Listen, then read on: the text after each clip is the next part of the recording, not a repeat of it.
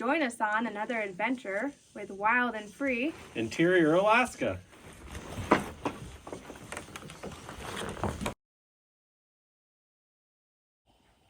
Hey everybody, on tonight's Fireside Chat, we are going to talk a little bit about who we are and how we got here. And we're drinking Anchorage Distillery whiskey. We drink it. They're not paying us for it yet. But we do drink it. Some matching glasses. We do have matching glasses.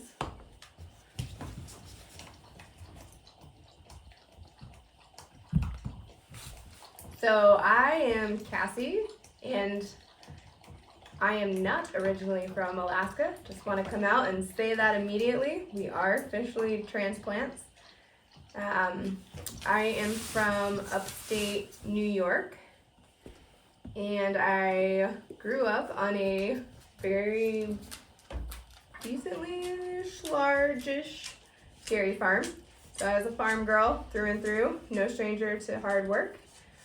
Tell a little bit about you. Cameron, originally born and raised in Keene, New Hampshire. Obviously, if you've ever lived in Alaska before, being born and raised here is a big deal. I always joke when a newborn baby moves here and they've lived here for 75 years and then they run for Congress or something, everyone will chant, "Go back to where you came from," even if they live somewhere for 2 or 3 days. But it is what it is. We're here now. So grew up in New Hampshire, went to college in New Haven, Connecticut. That's where we met. Eating the best pizza the world has to offer. Yes. Then I had the wild idea to join the Army. So it was like a week or two after I graduated college, I left for basic training for the Army. Yep. I'm sure once all the veterans in the crowd see it, they want to know all the details. So joined as infantry, airborne, 5 years at the base formerly known as Fort Bragg, in the 82nd, one deployment to Afghanistan. Then thought we were going to get out of the Army. We're making all the plans to get out of the Army after the first 5-year contract. Things weren't really working out how we wanted it to do. It was looking like we were going to be late 20s, living with our parents with 2 kids, working menial jobs, making minimum wage. So I decided to re-enlist. I'd always had this fascination with Alaska. We both did. Yeah, since college.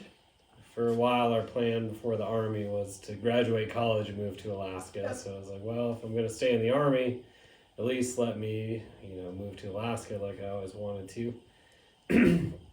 So I re-enlisted to go to Alaska. If you're not familiar with the Army, when you re-enlist, you're adding more time onto your contract. For me, I was adding 3 years on. And with that, one of the perks is you get to choose where you go. If it's the contiguous United States, you get to pick a base. If it's outside the lower 48, you get to pick an area. So we picked Alaska. Obviously, there's 2 main bases for the Army in Alaska. Joint Base, Elmendorf-Richardson in Anchorage, and Fort Wainwright in Fairbanks. And then with the outlier, Fort Greely and Delta Junction, but it's super small and you're probably never going to get stationed there. Having done 5 years on jump status, jumped out of 40 planes, I decided I was going to be done jumping out of planes. So I signed a declination to continue jumping out of planes, which the brigade in Joint Base Elmendorf-Richardson is airborne, so I knew would be coming to Fort Wainwright, Alaska. So we moved there in 2017. I spent 2 years in what was then called 1st Brigade, 25th Infantry. It is now called 1st Brigade, 11th Airborne. Then I spent 2 years as an instructor at the Northern Warfare Training Center, teaching mountaineering and cold weather operations. to Army personnel, DoD personnel, Marines, Air Force, and DoD partners from across the world, Mongolia, Romania, whatever. Had a lot of fun there, but the Army will only let you stay somewhere so long. And when my time, I extended to do another year here in Alaska in the Army, so I spent 4 years in the Army here in Alaska. But then it was getting to be time where if I kept adding on more time, I was going to get orders somewhere else, and I didn't want to move anywhere else. So we decided to get out of the Army, try the civilian life. Got out of the Army in 2021, and we've been living here in Alaska as civilians ever since. And it's been the greatest thing. So, like you said, we met in college. I met him once I was supposed to be going to the same college that he was already attending. I'm 1 year younger than him, so he was a freshman and I was still a senior in high school. And in the end, in order to stay kind of and be able to finish my degree, and once they decided he wanted to join the Army, going into our senior year, I worked extra hard over the summer so that I could graduate an entire year early to be done with school at the same time as him with my bachelor's as well, and see where the future took us. That time we weren't really sure where we'd end up for good. Like you said, that was Fayetteville, North Carolina, at Fort Bragg, formerly Fort Bragg. While we were there, I was a stay-at-home mom for pretty much the entire time. I worked in the beginning, but then we had our oldest, and then we had our youngest. Our youngest was just 17 months when we moved to Alaska. We took the most epic cross-country journey ever with a 3.5-year-old and a 17-month-old, just about at that time, a dog and a cat, and it was epic. We purchased a pop-up camper 1 week before we left. We'd never stayed in a camper ever, no idea what we were doing. We never really camped. We camped a few times together. His other camping experiences were in the Army, and so this was definitely our first adventure that we set out on, which was just appropriately so for our journey to Alaska, where I don't think we've really slowed down having adventures ever since. It's just what we do. It's what we learned we enjoyed. And so once we got here and enjoyed our 17 days camping in a little pop-up camper with a family of 4, a dog and a cat, it was a little crowded. No bathroom. No bathroom. So we were very creative the entire time. And we decided that wasn't, we weren't sick of it. So we got a bigger camper, and we continued to basically take that camper all across Alaska. So the first few years that he was, we were here in Alaska and he was in the Army. I was at that point coming to Alaska. I got a position to be a DoD civilian.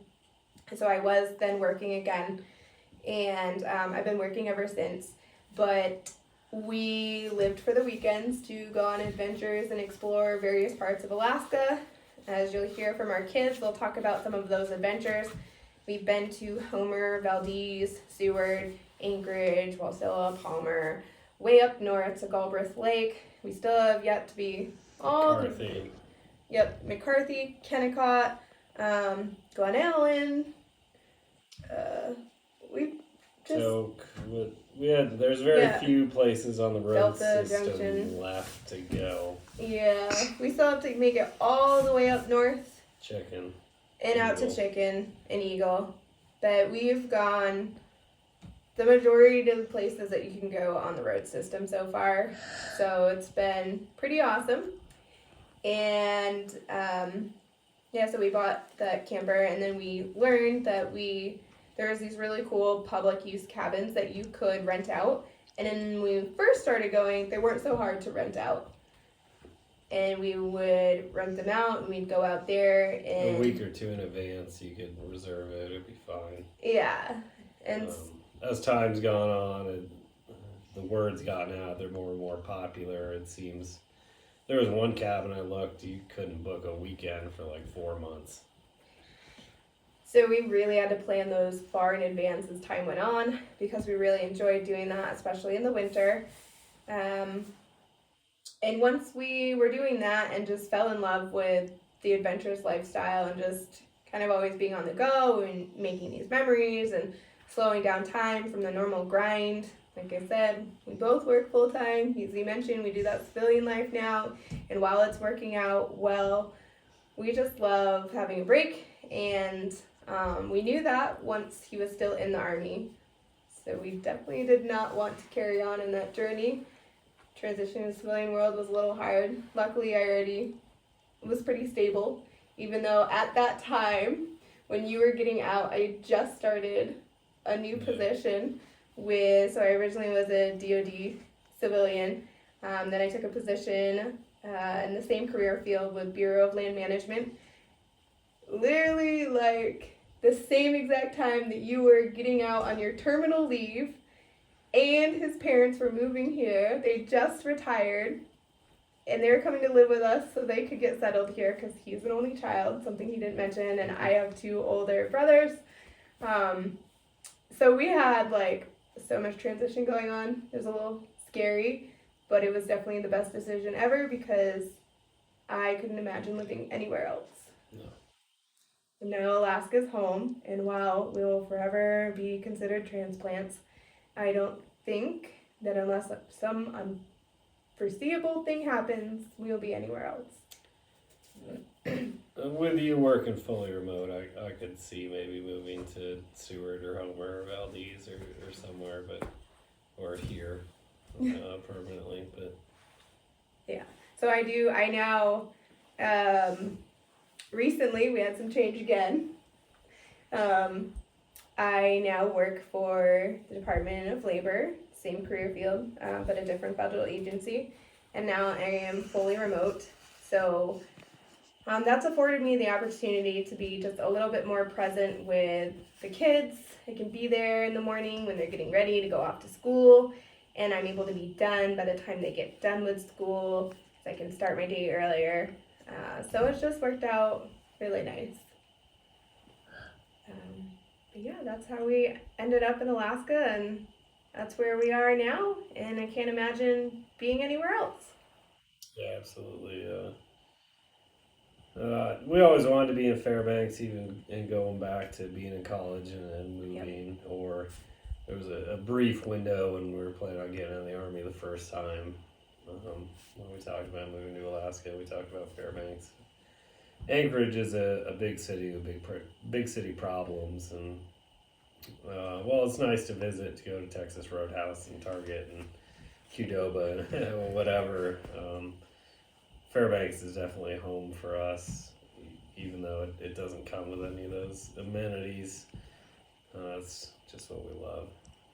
It has what we need, and not a whole lot extra, but the community here is much closer knit. It's kind of that small town feel, and I can imagine really raising our kids anywhere else at least not in Anchorage, not in a larger environment. So it's pretty nice where we're at. Yeah. Well, thanks for joining us on tonight's Fireside Chat. We'll see you next time. Thanks for joining us. Give us a like and subscribe and follow for our next adventures on Wild and Free Interior Alaska.